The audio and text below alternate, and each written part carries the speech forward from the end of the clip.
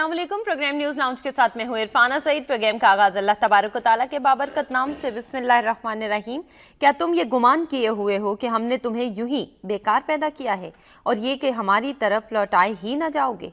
अल्लाह ताला सच्चा बादशाह है, वो बड़ी बुलंदी वाला है, उसके सिवा कोई माबूद नहीं, वही बुजुर्ग और अर्श का मालिक है। सूरह मोमिनून की आयत नंबर 115 ta 17 थी, जिसका तर्जुमा मैंने आपके सामने पेश किया।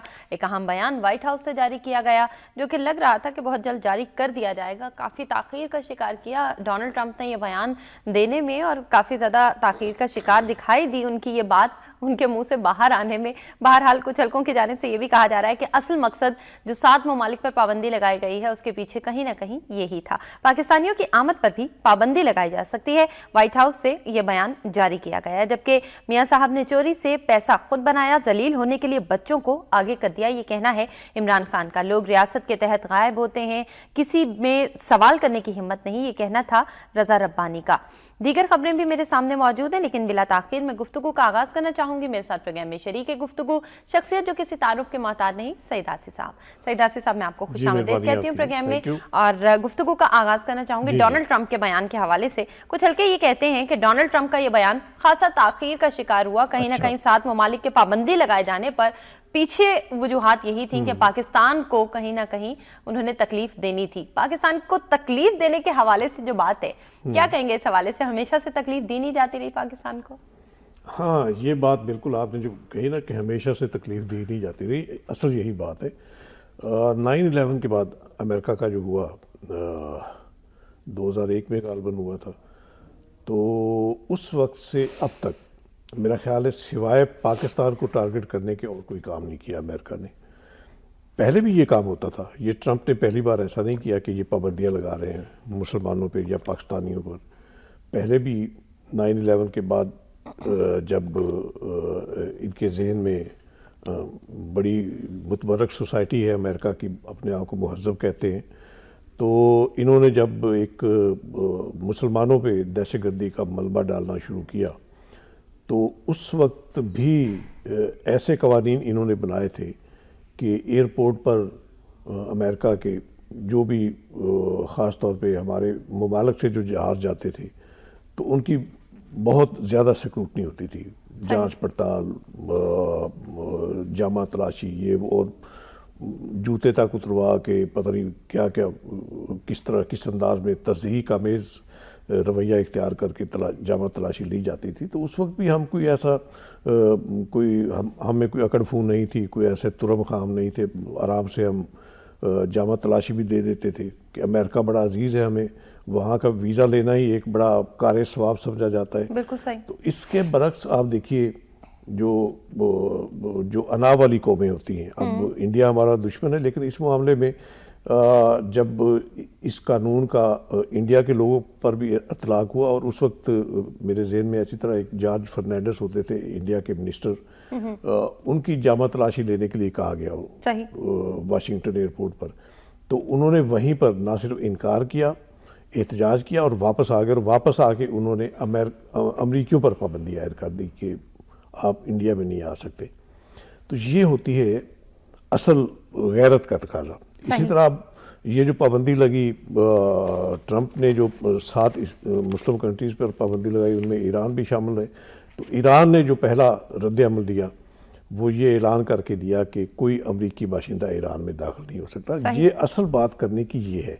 अगर हमें कोई खुद मुख्तारी है, कोई हमें एक अपने आप को हम समझते हैं कि बड़ी बावकार हम कौम हैं, तो मेरा ख्याल है इस पर फौरी रिएक्ट करना चाहिए। इसके बरक्स यहाँ ऐसी सोच भी डेवलप होती नज़र आती है कि ये ठीक है जी, हमारे तो अमाल ही ऐसे हैं, हम पर तो ऐसी पाबंदियाँ लगनी चाहिए। तो जब ये सोच होगी तो फिर ठीक है, दूसरे ममालिक क्यों हम पर चढ़ाई नहीं करेंगे। तो ये ट्रंप साहब का जो एजेंडा है, ये दर हकीकत अमेरिका का एजेंडा है, किसी फर्द वाहद का एजेंडा नहीं है। वहाँ चाहे वहाँ रिपब्लिकन की हुकूमत हो या डेमोक्रेट्स की, इन दोनों अतवार में डेमोक्रेट्स जो है ये 2 टर्में भुगती हैं ओबामा साहब ने।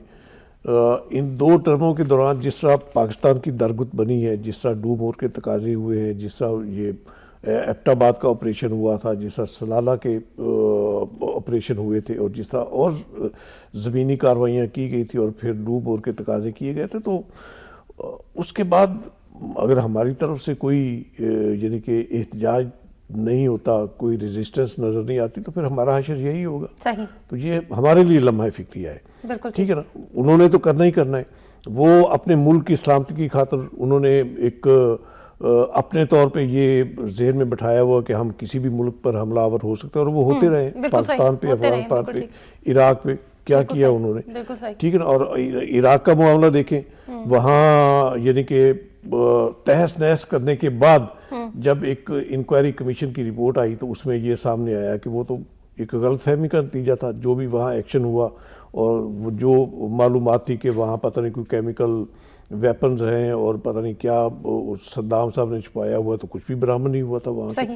تو یہ میرا خیال ہے یہ اس وقت بحیثیت مجموعی مسلم امہ ہونے کے ناطے غور و فکر کرنا چاہیے، اور ہماری جو اسلامی کانفرنس ہے اس کا ہنگامی اجلاس بلایا جانا چاہیے. 7 ممالک پہ اگر یعنی کہ اعلانیہ پابندی لگی، وہ مسلم ممالک ہیں.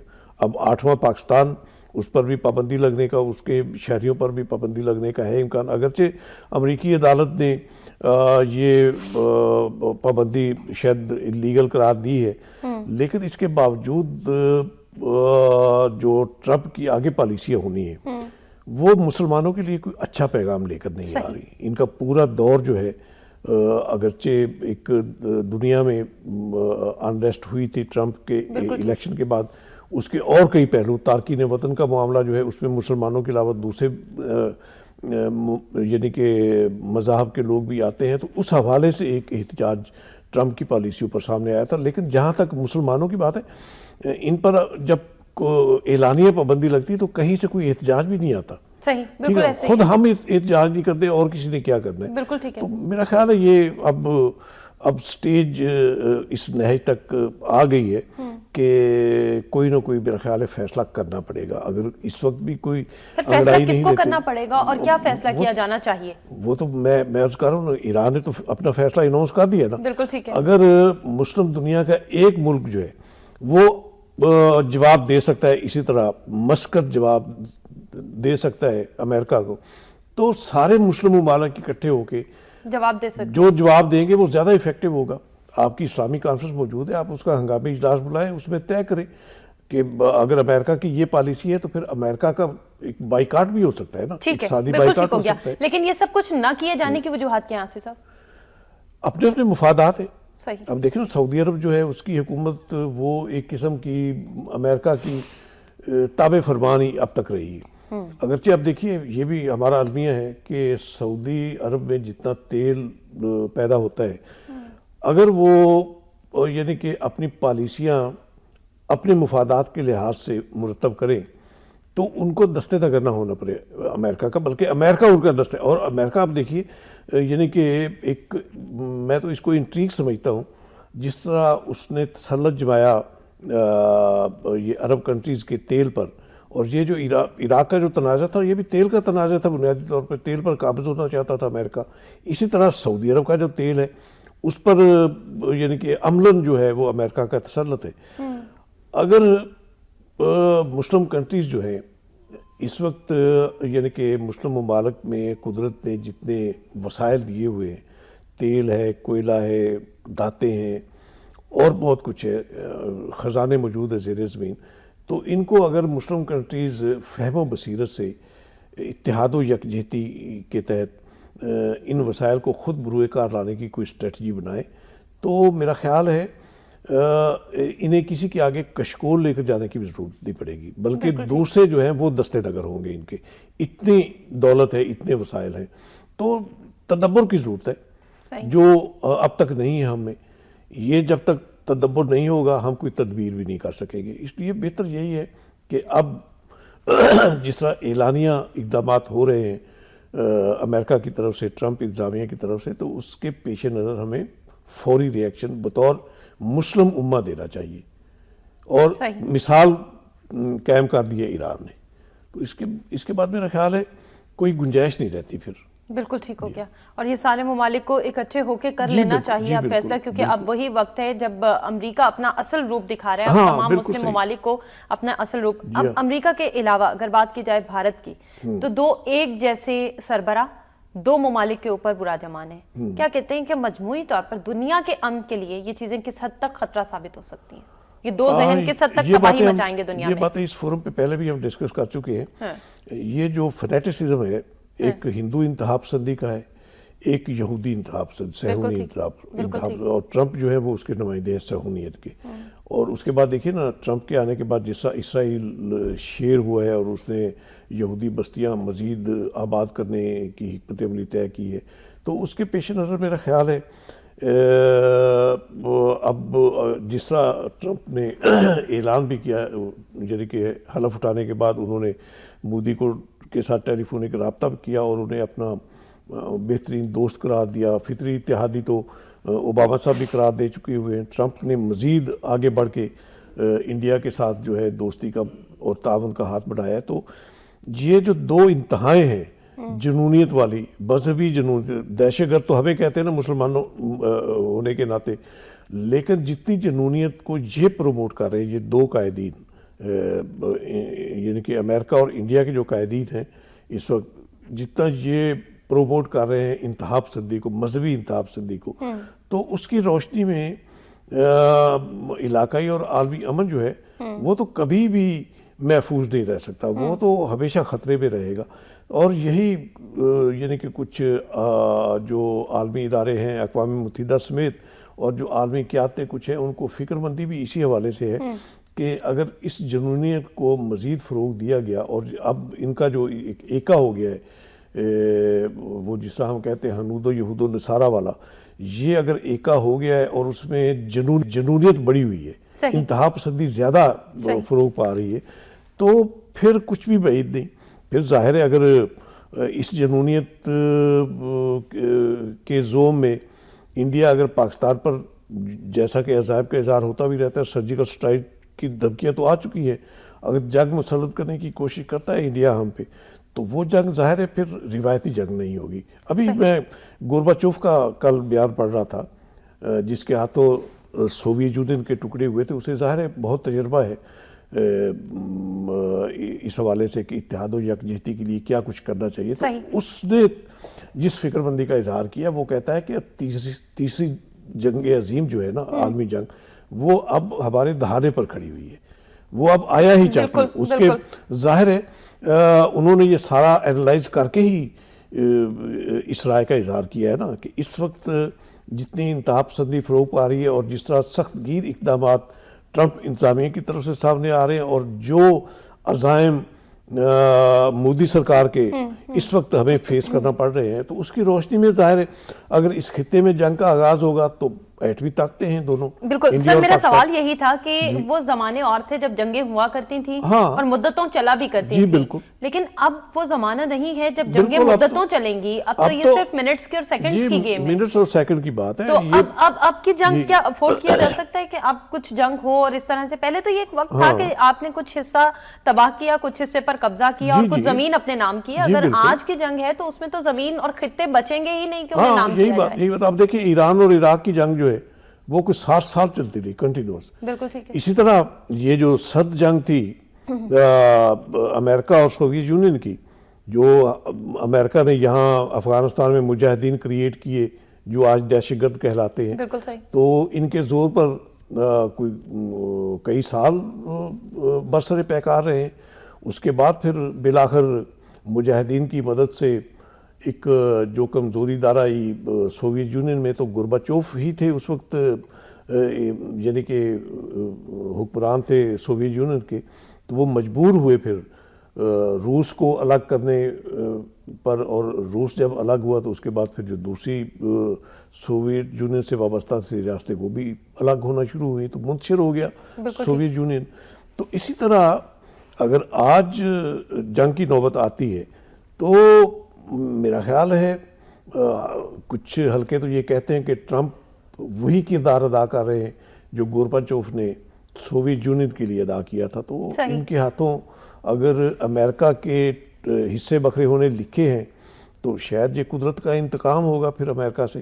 صحیح. جس طرح یعنی امریکہ نے اب تک 9/11 کے بعد جس طرح نکو بنایا ہے مسلم امہ کو اور ہر یعنی کہ ڈو مور کا تقاضا بطور خاص ہم سے کیا ہے. تو اس کی روشنی میں وہ کہتے ہیں نا کہ ہر کمالے راز والے ہر زوالے را کمال.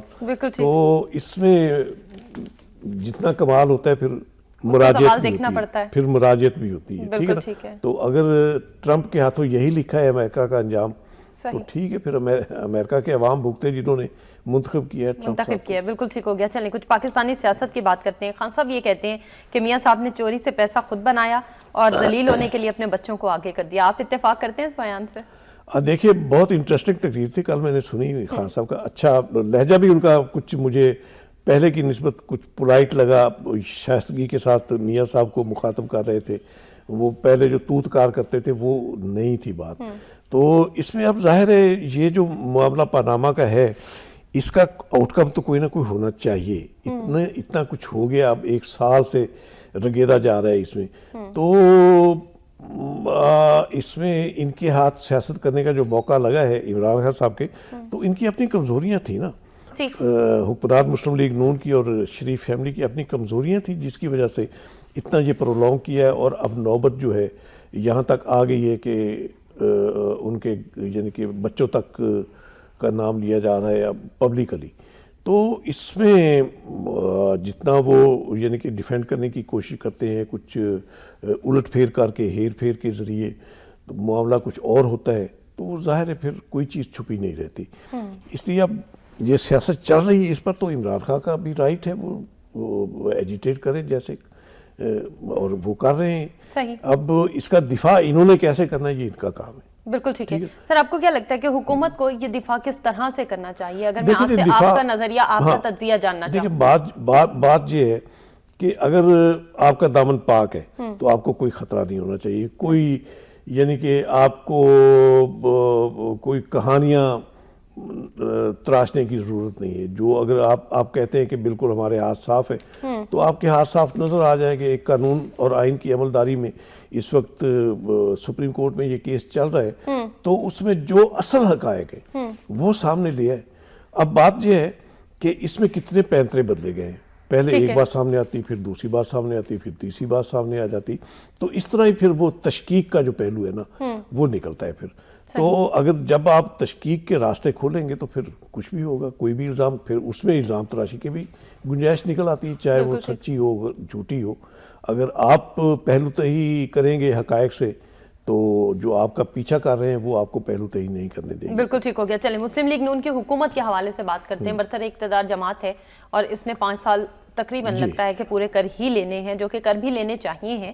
لیکن اگر مجموعی طور پر گڈ گورننس کے حوالے سے بات کی جائے, انتہا پسندی کے حوالے سے بات کی جائے, انتظامات کے حوالے سے بات کی جائے, عوامی ریلیف کے حوالے سے بات کی جائے, عوامی مفاد کے منصوبوں کے حوالے سے بات کی جائے, تو مسلم لیگ نون کی حکومت کی کارکردگی کو کہاں دیکھتے ہیں؟ دیکھیے عرفانہ, یہ سال جو ہے یہ حکمران جو رولنگ پارٹی ہے یہ کوشش کرے گی عوام کو ریلیف دینے کے حوالے سے. ابھی کچھ ریلیف ملا ہے, یہ لوڈ شیڈنگ کم ہوئی ہے کچھ, لیکن اس کے ساتھ جو دوسرا ایک عذاب آیا وہ گیس کی لوڈ شیڈنگ شروع ہوئی. سر ایسا نہیں ہے کہ سردیوں کا موسم ہے, لوڈ شیڈنگ کا کم ہونا کسی حد تک سمجھ میں بھی آتا ہے, پھر گیس کی لوڈ شیڈنگ ہے. اب جب موسم بدلے گا تو بجلی کی لوڈ شیڈنگ شروع ہو جائے گی, گیس کی لوڈ شیڈنگ ختم ہو جائے گی. یہ اگر ہم کمپیئر کریں نا پچھلے چند سال سے تو ہمیں تھوڑا سا فرق نظر آتا ہے. پچھلے سال بھی ظاہر ہے یہ موسم تھا لیکن اس موسم میں لوڈ شیڈنگ زیادہ تھی. اس میں یہ بھی ہوتا ہے کہ جو تھرمل بجلی ہے اس کی پیداوار کم ہو جاتی اس موسم میں, کیونکہ پانی کم ہوتا ہے. جو ہمارے ڈیمز ہیں 2, تربیلا اور منگلا ڈیم, ان میں پانی کی جب سطح نیچے جاتی ہے تو ان کی پیداوار جو ہے تھرمل بجلی ہے, ہائیڈل بجلی جو ہے اس کی پیداوار کم ہو جاتی ہے. تو پھر ظاہر ہے پھر اس سے پھر یقینی بات شارٹ فال ہوتا ہے. پھر اس کے باوجود اب یہ اگر کنٹرول کر رہے ہیں, کچھ بہتر ہوا ہے معاملہ. وہ تھرمل پاور پلانٹس جو ہیں کچھ اور نئے لگائے بھی, ابھی کل سائیوال میں بھی انہوں نے وہ کوئلے کا اعلان کیا ہے.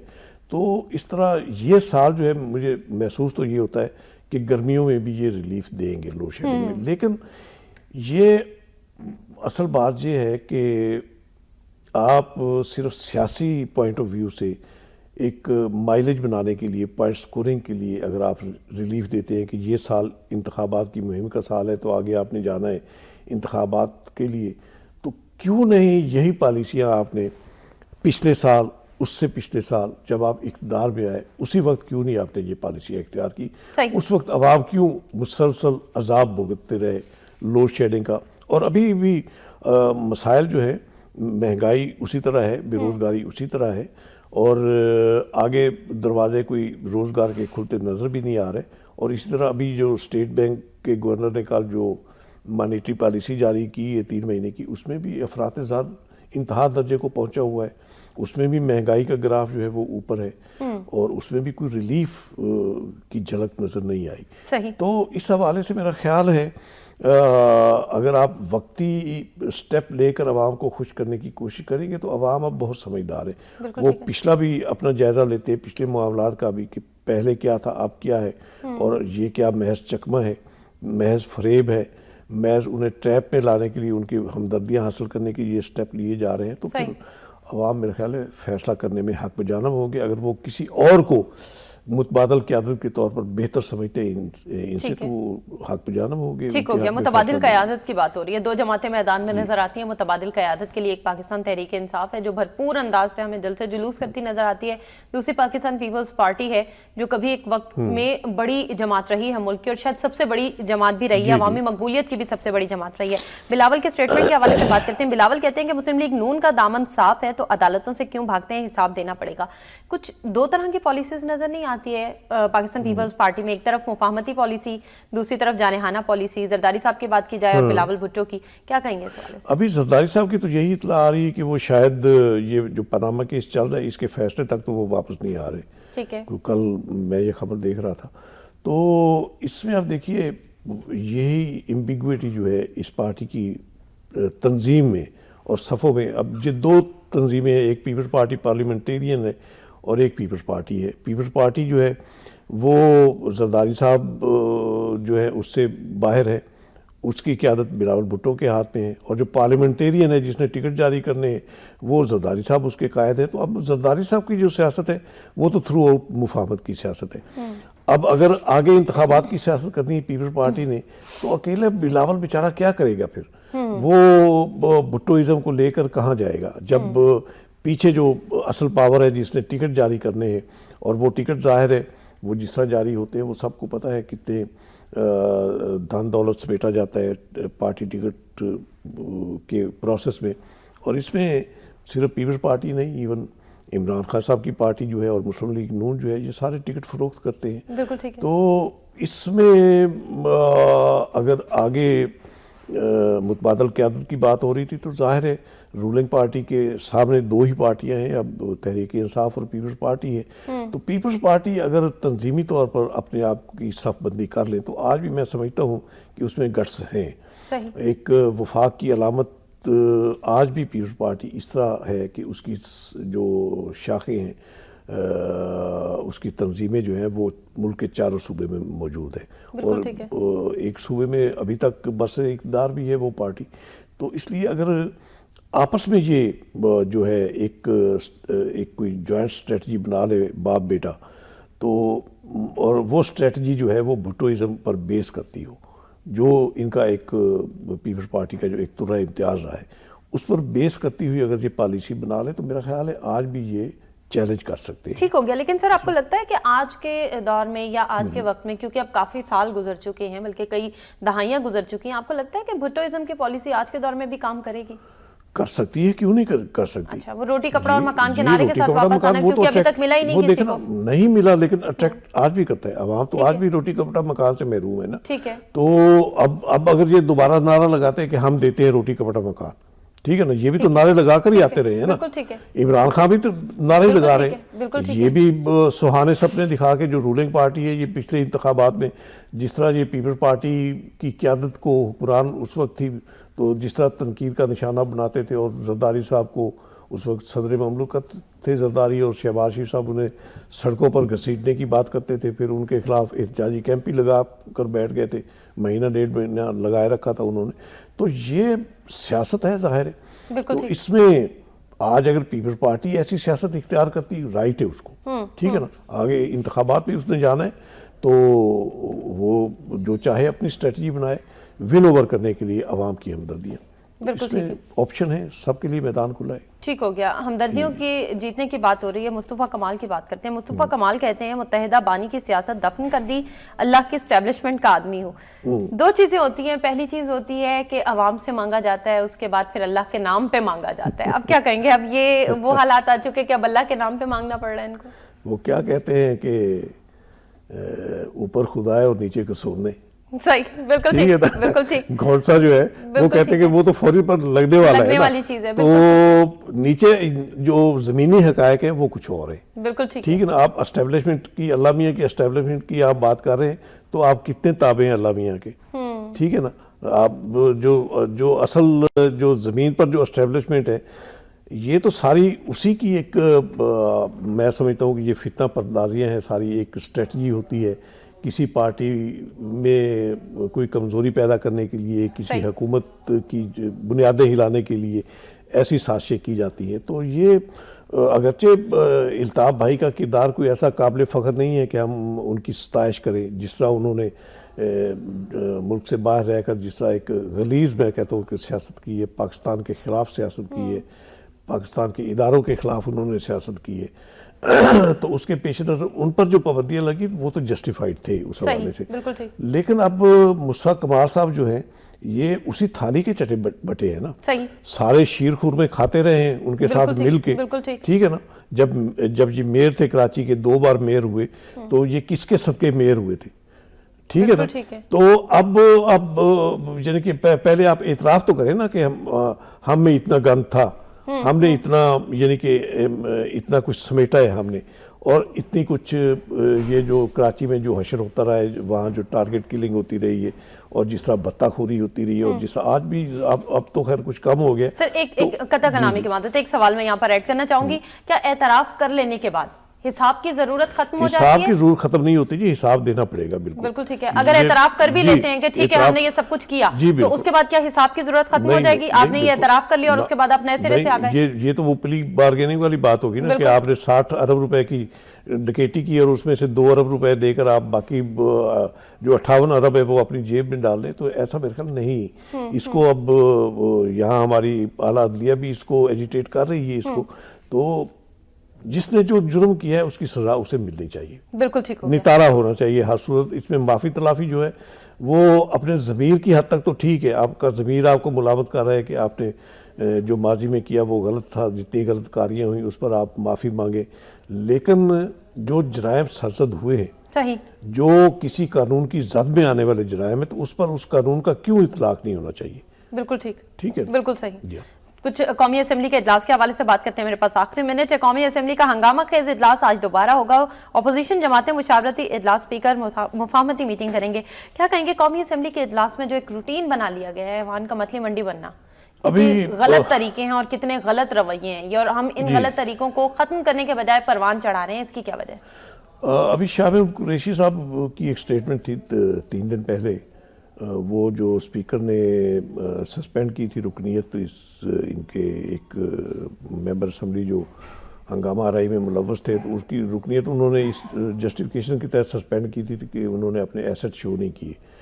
تو اس پر شاہ محمود قریشی صاحب نے کہا تھا کہ اگر ان کی رکنیت بحال نہ ہوئی تو ہم منڈے کو اسمبلی کا اجلاس چلنے نہیں دیں گے.